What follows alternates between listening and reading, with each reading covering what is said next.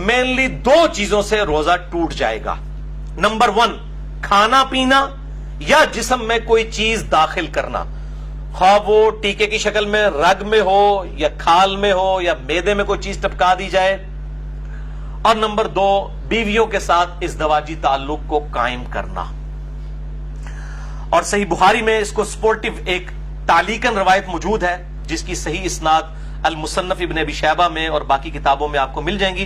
बहरहाल बुखारी में इमाम बुखारी 1938 नंबर हदीस की हेडिंग में ये लेकर आए हैं। इब्न अब्बास का कौल, वो फरमाते हैं कि रोजा जिस्म में कोई शय दाखिल करने से टूटेगा, कोई शय निकालने से नहीं टूटेगा।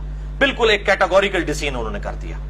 कोई चीज निकलेगी उससे रोजा नहीं टूटेगा। पेशाब निकला या क्या किसी को आ गई, इसी तरीके से खुद ब खुद इह्तिलाम नाइट फॉल वाला मसला हो गया, उस हवाले से रोजा नहीं टूटेगा। अलबत्ता एक एक्सेप्शन है जो औरतों के मेंसेस के हवाले से है, वो रोजा उसी वक्त टूट जाएगा और उसकी कज़ा जो है वो बाद में करनी होगी। तो इस हदीस के तहत कि जिस्म में चीज दाखिल करने से रोजा टूट जाएगा, टीका हो, ड्रिप हो या ब्लड डोनेशन हो, खून किसी को देना हो, किसी ने यानी खून लगवाया अपने जिस्म के अंदर, या सिगरेट पीना हो, इन सब चीजों से रोजा टूट जाएगा।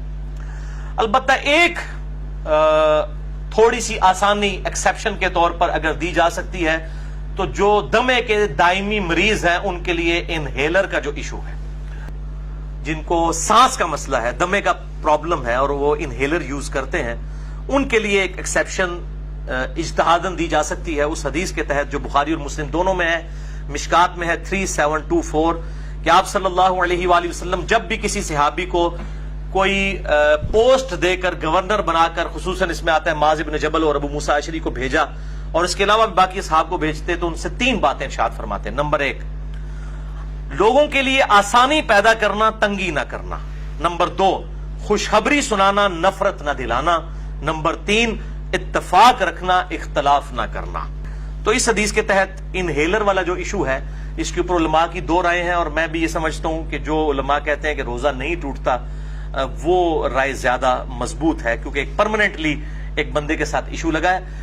और अगर वो कहते हैं रोजा टूट जाता है, फिर जिन लोगों का ये मौकिफ है कि इनहेलर से रोजा टूटता है, उनको फिर बिल्कुल मैदान अमल में उतर के ये कहना चाहिए कि जो दमे के मरीज और इनहेलर यूज करने वाले मरीज हैं उन पर रोजा फर्ज ही नहीं है, वो सिर्फ फिदिया दिया करें, तो फिर उनका इज्तिहाद मुकम्मल होगा। मैं उनके साथ हूं, जुरत करें ये कहें फिर कि उन पर रोजा नहीं, जुरत करके कहें ना। जब वो इनहेलर वाला इशू है तो वो कभी भी रोजा नहीं रख सकता, क्योंकि उसके साथ प्रॉब्लम रहता है कंटिन्यूसली। तो यही कहें कि फिर वो रोजा ना रखे, फिदिया दे, तो बिल्कुल ये इज्तिहाद भी इंडोर्स होगा, इसके ऊपर कोई फतवा नहीं होगा अगर कोई इज्तिहाद के साथ ये मामला करता है। इसी कॉन्टेक्स्ट में जो खून देना है, डोनेट करना है, ब्लड कोई दे किसी को, अपना खून निकाले, तो जाहिर है वो निकल रहा है और वो इब्न अब्बास का कौल है कि निकलने से कोई चीज रोजा नहीं टूटेगा। तो इस हवाले से बुखारी और मुस्लिम की एक हदीस है मिशकात में 2002 कि इब्न अब्बास कहते हैं कि नबी सल्लल्लाहु अलैहि वसल्लम इहराम की हालत में भी और रोजे की हालत में भी अल हिजामा यानी पछने लगवाया करते थे, जिसे हम कपिंग कहते हैं। ये तरीका इलाज है जिसमें खून निकाला जाता है। तो रोजे की हालत में आप सल्लल्लाहु अलैहि वसल्लम खून निकलवा लिया करते थे, तो ब्लड डोनेशन भी उसी के अंदर आएगी। अगर खून निकाल लिया जाए जिस्म से तो रोजा नहीं टूटेगा। अलबत्ता इसमें एक एक्सेप्शन है, वो सही बुखारी में हदीस है मिशकात में 2016 के अनस इब्न मालिक से पूछा गया कि आप लोग रोजादार के जो पछने लगवाने हैं अल हिजामा, उसको नबी सल्लल्लाहु अलैहि वसल्लम के दौर में मकरूह क्यों जानते थे? तो अनस इब्न मालिक ने कहा कि हम उसे मकरूह नहीं जानते थे, ये बिल्कुल ठीक है, हाँ मगर कमजोरी के सबब। अगर किसी को यह खतरा हो कि वो जब ब्लड डोनेट करेगा तो इतनी कमजोरी हो जाएगी कि ब्लड प्रेशर उसका ड्रॉप हो जाएगा और रोजा निभा नहीं सकेगा, तो अगर कमजोरी वाला मामला हो तो फिर आप रोजा तोड़ सकते हैं और उसकी एक कज़ा करेंगे, उसमें कोई गुनाह भी नहीं होगा। ज़ाहिर है मजबूरन ही किसी को ब्लड डोनेट किया जाता है। अब इसी पे जो कै वाला इशू है, वॉमिटिंग का, उल्टी कर देना जिसे हम कहते हैं अपनी मादरी लैंग्वेज में, वो भी होगा कि अगर किसी पे कमजोरी तारी हो जाए उल्टी करने के बाद तो ठीक है, वो रोजा अपना उसी वक्त खोल ले, बाद में एक कज़ा कर ले। और अगर उसको खुद ब खुद जो उल्टी आई है, क्या आई है, उसके बाद वो रोजा चला सकता है, चलाए, कोई रोजा नहीं टूटेगा, क्योंकि जिस्म से चीज बाहर निकली है। सही बुखारी 1938 की हेडिंग तालीकन कि निकालने से कोई चीज रोजा नहीं टूटेगा। क्या का मसला जो है जामिया तिर्मिज़ी, सुनन अबी दाऊद اور مشکات میں 2008 ہے کہ نبی صلی اللہ علیہ وسلم کو ایک دفعہ قے آئی تو آپ نے روزہ افطار کر لیا، یعنی کھول لیا. قے آئی تو روزہ کھول لیا کمزوری کے سبب. یہ کمزوری کا لفظ میں کیوں بول رہا ہوں؟ کیونکہ صحیح بخاری میں موجود ہے تعلیقاً 1938 کی ہیڈنگ کے اوپر حضرت ابو ہریرہ کہتے ہیں جب کوئی شخص قے کرے تو روزہ نہیں ٹوٹتا، کیونکہ اس سے تو چیز باہر آتی ہے اندر نہیں جاتی. المصنف ابن ابی شیبہ میں انٹرنیشنل نمبر کے مطابق 9188 ابن عمر رضی اللہ تعالیٰ عنہ فرماتے ہیں جو شخص جان بوجھ کر قے کر دے، یعنی جان بوجھ کے انگلی ڈال کے، تو وہ شخص پھر اپنا روزہ افطار اسی وقت کر لے، اس کا روزہ ٹوٹ گیا. اور جس کو خود بخود قے آ جائے تو وہ اپنا روزہ کنٹینیو کر سکتا ہے. لیکن وہ بھی اگر کمزوری آ گئی تو وہ آپ حدیث سن چکے، آپ صلی اللہ علیہ وسلم کے ساتھ ایسا معاملہ ہوا.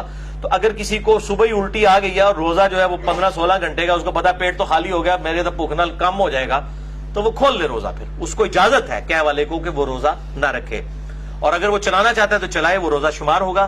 اسی طریقے سے بعض اوقات سحری کے بعد کھٹے ڈکار وغیرہ آ جاتے ہیں، تھوڑی سی الٹی گلے میں آئی، منہ میں آئی، پھر واپس چلی گئی، اس سے بھی روزہ نہیں ٹوٹے گا. البتہ عورتوں کو جو مینسز والا ایشو ہے اس پہ اجماع ہے کہ اسی وقت روزہ ٹوٹ جائے گا، چاہے افطاری سے 1 منٹ پہلے بھی اگر ایسا معاملہ ہوا تو روزہ اس کا ٹوٹ گیا، اس ایک روزے کی قضا کرنے ہوگی. البتہ جو احتلام والا ایشو ہے نائٹ فال کا مردوں کے ساتھ، اس کی وجہ سے روزہ نہیں ٹوٹے گا. البتہ اگر مشت زنی والا ایشو ہوگا ہینڈ پریکٹس کا، جو مسئلہ نمبر 155 میں میں نے ڈیٹیل سے سیکس کے ایشوز بیان کیے، تو وہ روزہ توڑ دیں گے. اور اس پہ اب 2 رائے ہیں، کچھ کہتے ہیں کہ وہ 60 روزوں والا کفارہ ادا کریں گے، اور بعض کہتے ہیں نہیں، اس کے بدلے ایک قضا کی جائے گی، اور یہی موقف جو ہے وہ مضبوط ہے. ظاہر ہے کہ اس کو اس کے ساتھ کمپیئر کرنا جو ہے وہ زیادتی ہے، یہ اس انٹینسٹی کا معاملہ نہیں ہے. اب دوسری مین چیز جو سورۃ البقرہ کی 187 نمبر آیت میں آئی کہ دوسری جو مین چیز جس سے روزہ ٹوٹ جائے گا وہ بیویوں کے ساتھ ازدواجی تعلق والا معاملہ ہے. اسی کانٹیکسٹ میں بخاری اور مسلم میں حدیث ہے، مشکات میں 2000 نمبر ہے اس کا، کہ اما عائشہ رضی اللہ تعالیٰ عنہ کہتی ہیں کہ آپ صلی اللہ علیہ وآلہ وسلم روزہ کی حالت میں اپنی بیویوں کا بوسہ بھی لیا کرتے تھے اور گلے بھی لگا لیا کرتے تھے، لیکن آپ صلی اللہ علیہ وسلم تم سب سے زیادہ اپنی خواہش پر قابو رکھنے والے تھے. یعنی وہ اس سے زیادہ پھر آگے نہیں جاتے تھے کہ اگر کوئی اس سے بھی آگے چلا گیا اور ازدواجی تعلق قائم کیا پھر تو روزہ ٹوٹ گیا. تو یہ پرسن ٹو پرسن پھر ویری کرے گا. سنن ابی داؤد میں حدیث ہے مشکات میں 2006 ایک آدمی نے آ کر آپ صلی اللہ علیہ وسلم سے پوچھا کہ کیا میں روزہ کی حالت میں اپنی بیوی کے ساتھ جو ہے وہ گلا لگانے والا معاملہ کر سکتا ہوں؟ تو آپ صلی اللہ علیہ وسلم نے اجازت دے دی. پھر ایک اور شخص آیا، اس نے یہی سوال کیا، آپ نے اجازت نہیں دی. اور حضرت ابو ہریرہ کہتے ہیں پہلا شخص جس کو اجازت دی تھی وہ بوڑھا شخص تھا، اور جو دوسرا تھا وہ جوان تھا، اس کو آپ صلی اللہ علیہ وآلہ وسلم نے اجازت نہیں دی. تو اب یہ ڈیپینڈ کرتا ہے، بوڑھا جوان ہونا بھی ضروری نہیں ہے کہ جو شخص اس حوالے سے قابو رکھ سکتا ہے اس کے لیے اجازت ہے، جو نہیں رکھ سکتا اس کے لیے پھر اجازت نہیں ہوگی. اب میرے بھائیوں اسی کانٹیکسٹ میں کچھ ایسے اعمال ہیں کہ جو روزہ کی حالت میں کر سکتے ہیں، اور کچھ ایسے ہیں جن کو کرنے سے روزہ نہیں ٹوٹے گا. وہ بھی سن لیجئے. بخاری اور مسلم کی متفق علیہ حدیث ہے مشکات میں 2003 کہ جو شخص بھول کر کھا پی لے تو وہ اپنا روزہ پورا کرے، کیونکہ اسے اللہ نے کھلایا اور پلایا. لیکن یہ جو ساتھ بیٹھے ہوئے ہیں نا، ان کی ذمہ داری ہے کہ اس کو یاد کروائے کہ بھائی تو روزہ رکھے ہے. بعض لوگ کہتے ہیں نہیں جی کھانے دیں اس کو، خیر ہے بیچارہ، اس کو اللہ کھلا رہا ہے، کھلا. نہیں، فوراً بتائیں، شرعی حکم اس کو بتائیں کہ تیرا روزہ ہے، اور وہ روزہ پھر وہ جس طرح اس کو پتا چلے گا اسی وقت اس کے منہ میں بھی جو لقمہ ہے اس نے پھینک دینا ہے. وہ ایک دانہ بھی اگر اندر لے گیا چاولوں کا یا پانی کا تھوڑا سا گھونٹ بھی، تو اس کا روزہ پھر ختم ہو جائے گا. یہ بالکل یاد رکھیں. اسی طریقے سے سنن ابی داؤد اور الموطا امام مالک میں حدیث ہے مشکات میں 2011 کہ ایک صحابی کہتے ہیں کہ میں نے نبی صلی اللہ علیہ وسلم کو مقام عرج پر پیاس اور گرمی کی وجہ سے روزہ کی حالت میں سر مبارک پر پانی ڈالتے ہوئے دیکھا ہے. یعنی اگر کسی کو روزہ لگ رہا ہے تو یہ سنت ہے کہ بار بار نہا کے روزے کو ٹھنڈا کیا جائے. اسی طریقے سے صحیح بخاری میں تعلیقاً 1930 نمبر حدیث کی ہیڈنگ میں ہے کہ ابن عمر روزہ کی حالت میں گیلے کپڑے جسم پر ڈالا کرتے تھے. یہاں پہ بھی ہمارے پنجاب کے اندر رواج ہے، جب زیادہ گرمی ہوتی ہے لوگ رومال جو ہے وہ گیلا کر کے کپڑوں کو بھی گیلا کرتے ہیں. لیکن اس میں آپ اپنے کپڑے گیلے کریں. یہ لوگوں کے اوپر جو پانی پھینکتے ہیں اور کہتے ہیں جی کسی بڈھے تو پانی سے اٹھو تو بارش ہوتی ہے، یہ بالکل غلط بات ہے. اس طریقے سے کسی کے ساتھ یہ کام نہ کریں. اپنے ساتھ ضرور آپ کرنا چاہتے ہیں کریں, اور ایسا معاملہ بھی نہ ہو کہ آپ نے اتنے باریک کپڑے پہنے ہیں کہ آپ ان کو بالکل گیلا کر لیں اور آپ کپڑوں میں ہی ننگے نظر آ رہے ہوں. یہ اس چیز کا بھی اہتمام کرنا چاہیے.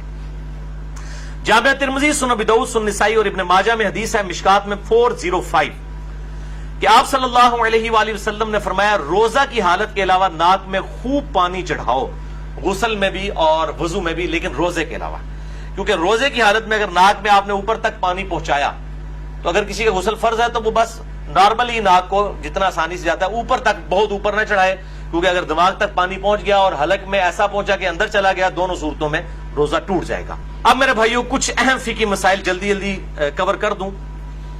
صحیح بخاری میں 1930 سے لے کر 1938 تک یہ جو کل 9 احادیث کی ہیڈنگز کے اندر امام بخاری تعلیقاً لے کر آئے ہیں, اور مکمل اسناد اس کی المصنف ابن ابی شیبہ میں موجود ہے بڑی ڈیٹیل کے ساتھ, اور اکثر چیزوں کے اوپر تو ان پہ اجماع ہے.